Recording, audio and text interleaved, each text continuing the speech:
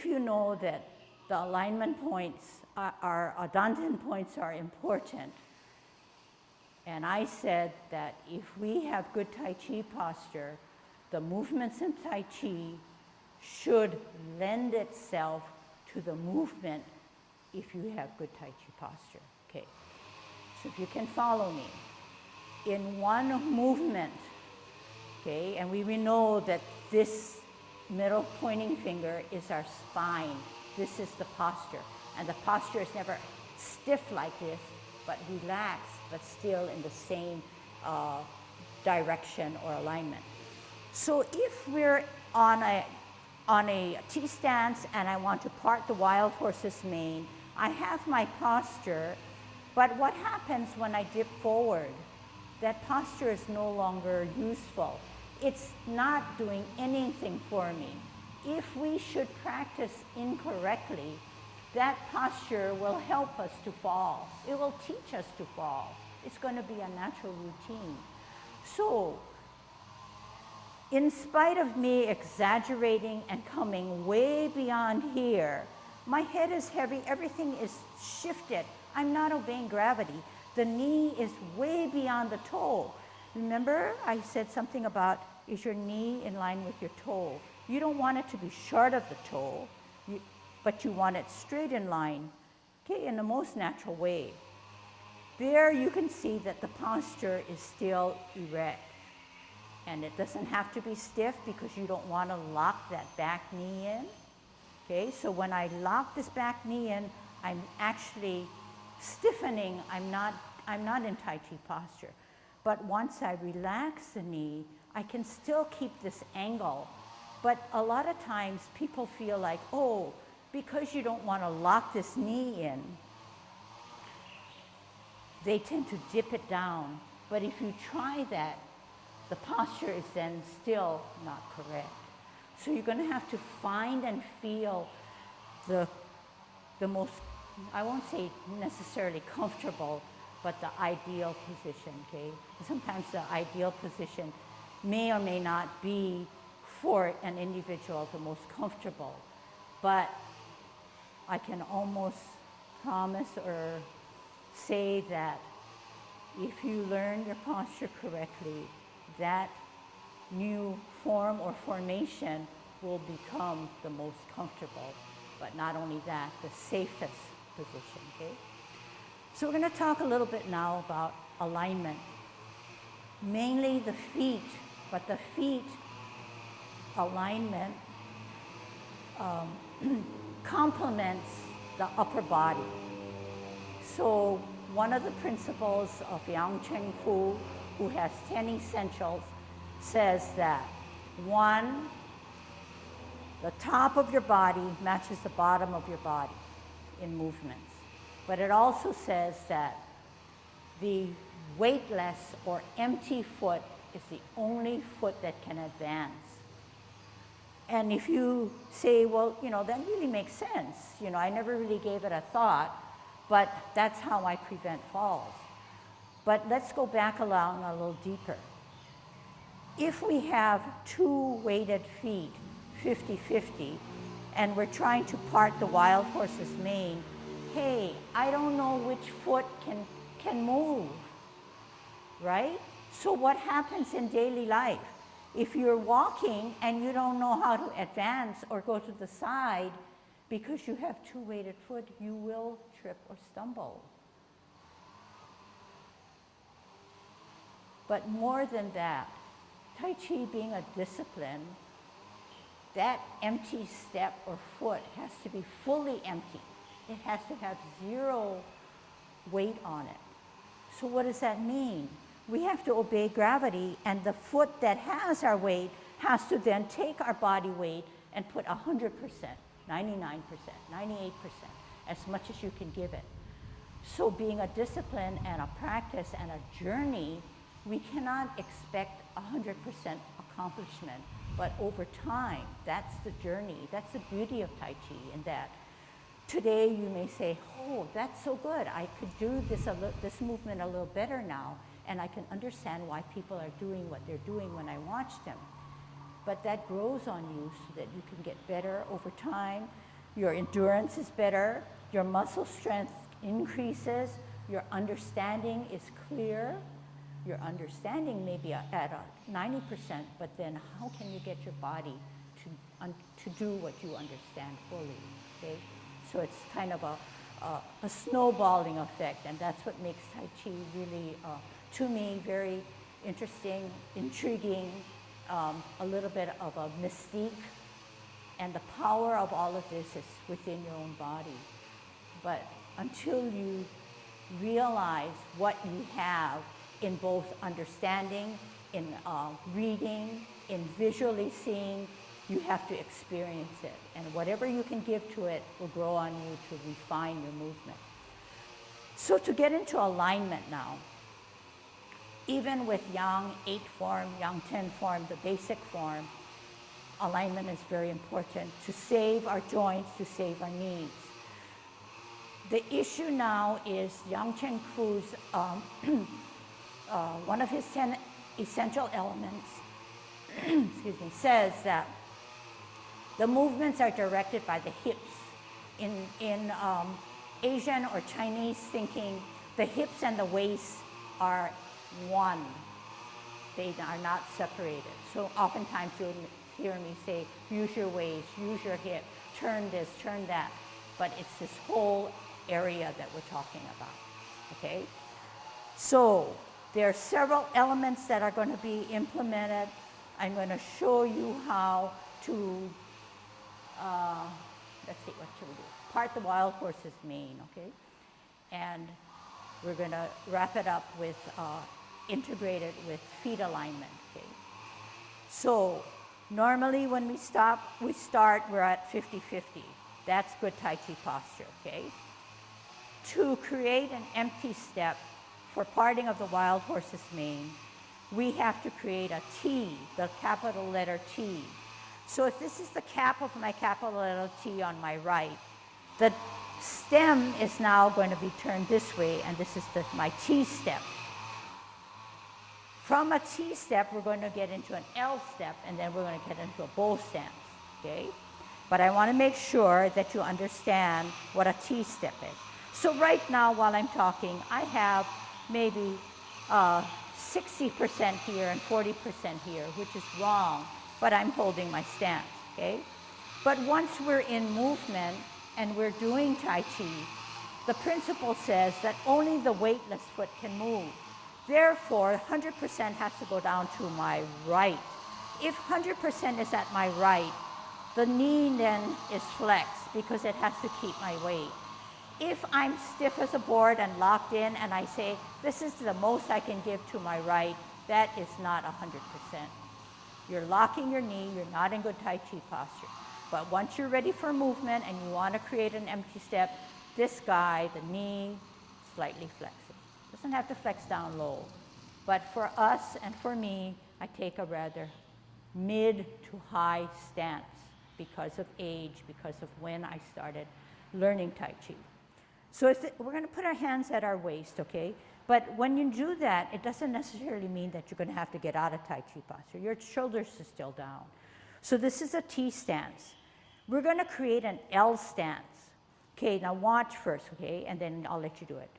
This is an L stance, okay? We're getting into an L stance. And I'll explain why it is called an L stance. Okay, do it with me. T stance, weight down on the right so that the weightless or empty foot can now come out and to the side on its heel. We're going to turn our hips and waist, flatten down. This is called a bow stance. Why is it called a bow stance? There's a bow on the left or our front foot, and there's an arrow on the back or right foot. This is the bow stance. To keep into good alignment, we have to keep our knee in line with our toe. We have to make sure that our hips and waist are addressed to that left or outward foot. Therefore, the back foot could now take a 45 degree. You can make that adjustment, okay? Now, we're going to sit back and sit down, okay? How do we do that? Sit back and sit down on an imaginary stool. okay? Keeping in good alignment. We're gonna twist or pivot on our left heel. We're gonna root down or ground down and obey gravity to create a T stance with our right foot being weightless. Once we do that, we can now take an L stance. Okay, out and to the side on our heel. Turn our hips and waist, adjust the back foot to a 45, bow stance. Knee not beyond your toe, good Tai Chi posture. Sit back, sit down, twist step, T stance. Okay, I'm gonna get some water and I want you to practice.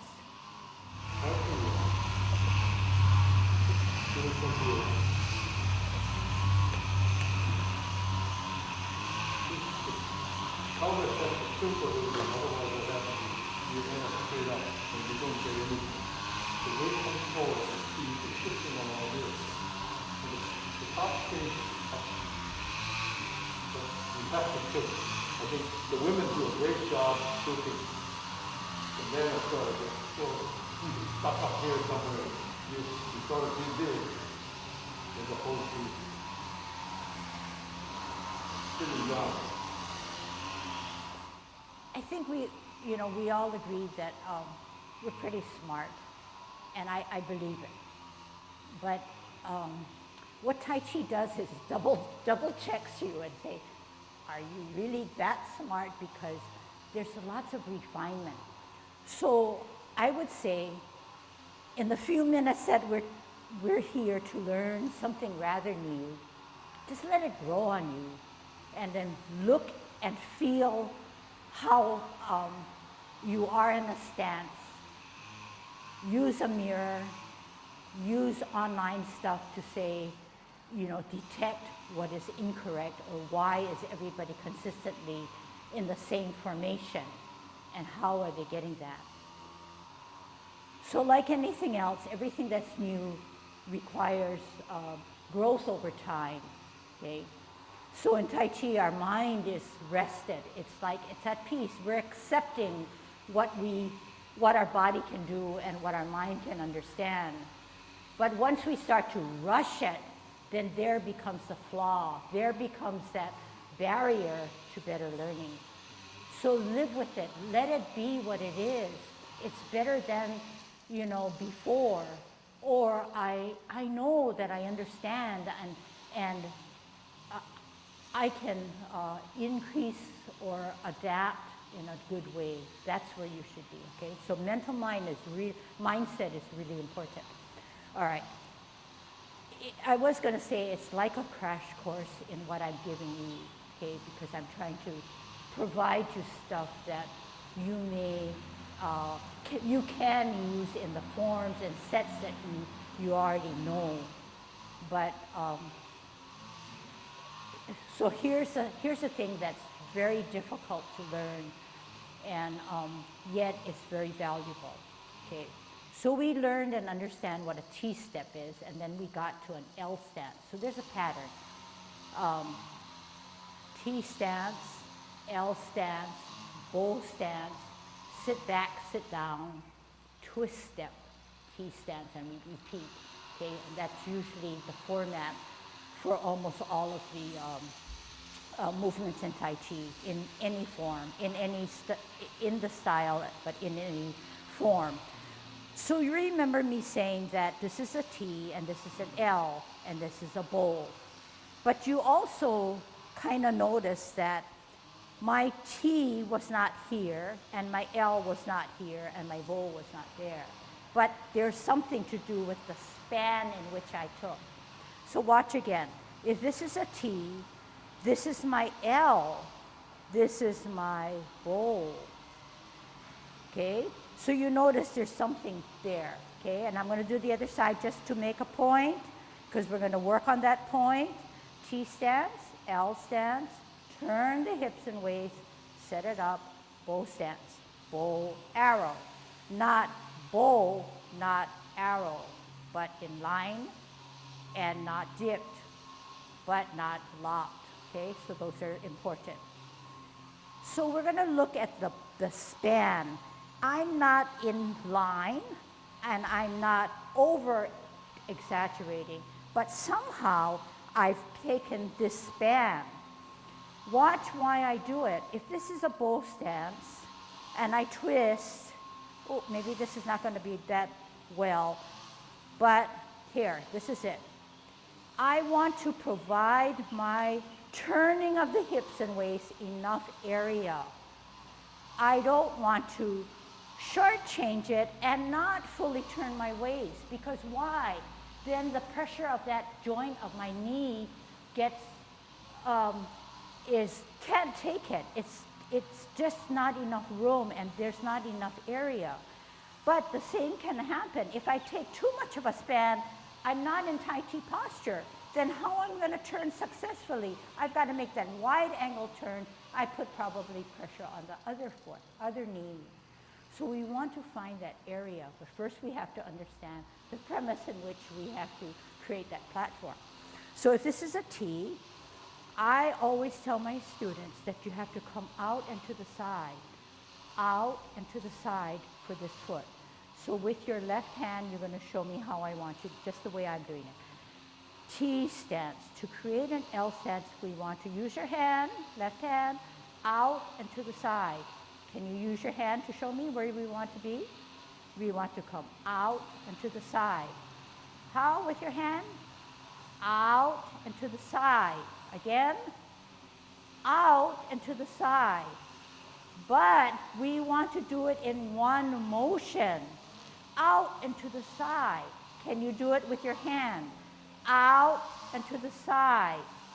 Again, out and to the side. But on the heel, okay?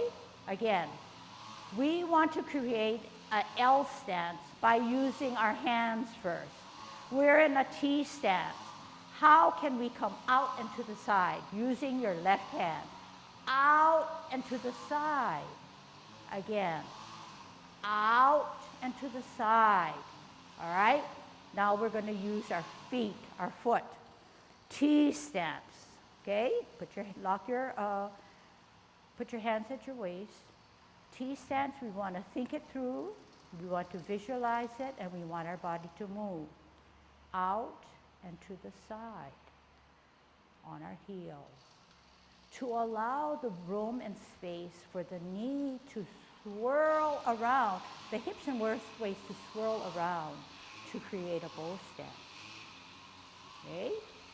Sit back and sit down on an imaginary stool. Twist step. Root down, T stance. Ready for the L stance?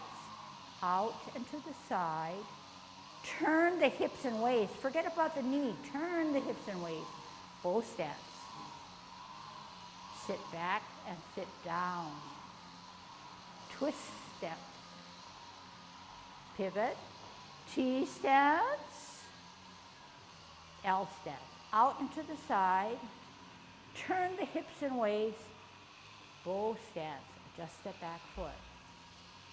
Sit back. Sit down. Pivot.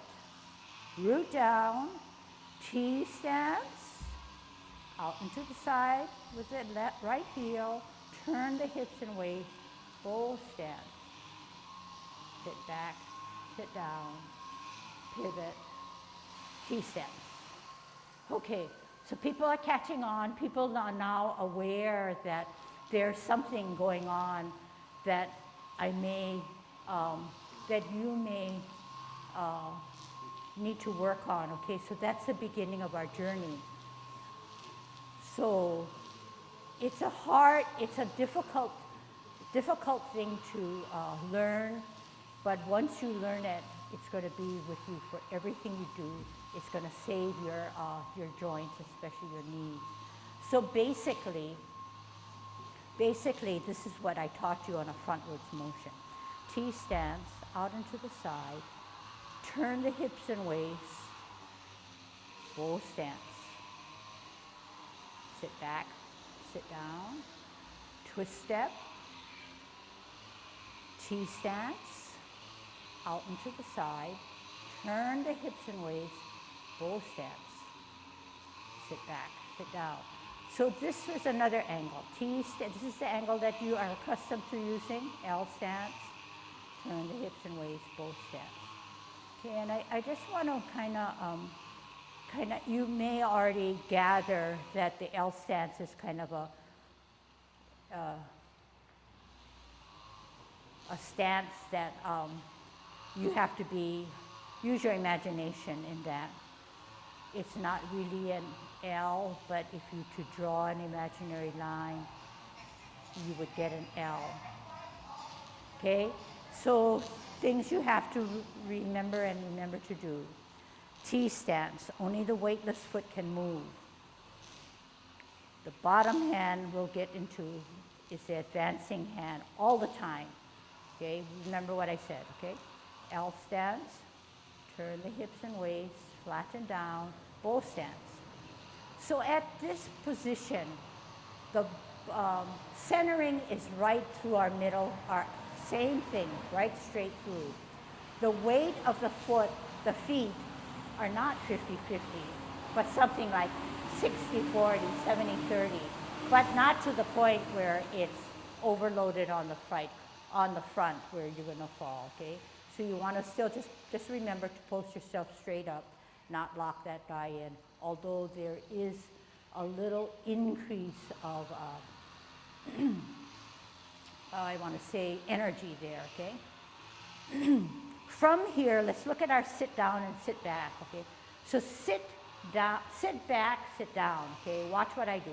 I don't mean for you to sit back, because why? I'm gonna fall back, and it's not Tai Chi posture. But what I want you to do is move back, sit down. Move back, sit down. Rolled into one. Move back, sit down. So what happens to that left knee? It takes the weight, it bears the weight, therefore it drills down. It's saying, I'm strong, I can move back, I can sit down. I am trying to then create a weightless foot after I pivot. Okay, so T stance, sit back, sit down. Twist step, pivot or twist in the right toe, then root down for safety, then create your T. Other side. T stance. Next comes L stance.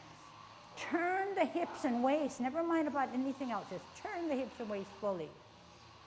Bow stance. You can adjust that back or right foot to a 45. Now, what do? Check our Tai Chi posture. Then we say, sit back and sit down, roll into one. Here we go. Sit back, sit down, twist, down, T stance, L stance, turn the hips and waist, adjust the back foot, bow stance, sit back, sit down, all right, keep it down.